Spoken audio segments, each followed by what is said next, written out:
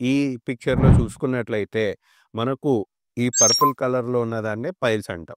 So, next ఇంగ stage of piles పెరిగే కొద్దీ అంటే ప్రెషర్ పెంచే కొద్దీ ఆల్మోస్ట్ ఉందా లేదా అన్నది లోపల ఉన్నది కాస్త లోపల ఉండేది బయటికి కూడా స్టార్ట్ అవ్వడం అవుతుంది.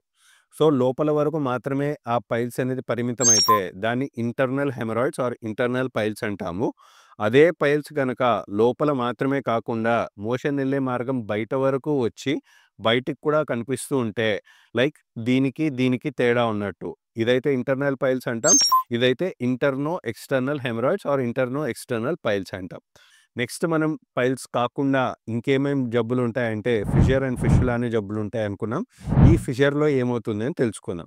ఈ ఫిషర్ అనేది డెవలప్ అవ్వడానికి ఒక్క సింగిల్ రోజు చాలు. ఈ మోషన్ ఎళ్ళే మార్గం పైన ఎవరైనా బాగా నాన్ వెజ్ తిన్నారు, అసలు నీళ్ళే తాగలేదు, పీచు పదార్థం అనేది ఏం తీసుకోలేదు, లేదా ఎవరైనా బాగా కంటిన్యూయస్‌గా ట్రావెల్ చేసిన తర్వాత మోషన్ ఎళ్లారు.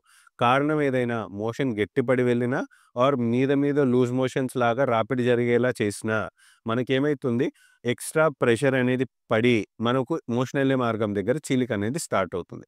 ఈ చీలికనే ఫిషర్ అంటారు. ఈ పైల్స్, ఫిషర్ కాకుండా మనకు ఫిష్యులా అనే ఇంకొక జబ్బు గూడా ఉంది.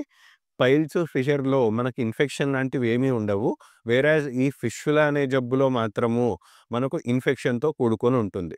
ఫిష్యులా ఉన్నవాళ్ళు ఏ విధంగా ప్రెజెంట్ అవుతారు అని చూసుకున్నట్లయితే, వారికి మోషన్ ఎళ్ళే మార్గం చుట్టుపక్కల ఎక్కడైనా గట్టిగా తగలడము, గడ్డలాగా తగలడము, లేదా ఆ చుట్టుపక్కల నుంచి రస్సిలాగా గానీ, చీములాగా గానీ, రక్తంలాగా గానీ మోషన్ ఎళ్ళే మార్గం లోపల నుంచి గాదు. మోషన్ ఎళ్ళే మార్గం చుట్టుపక్కల పింపుల్‌లాగా ఉండి గడ్డలాగా ఉంటే దాన్నే ఫిష్యులా అంటాం.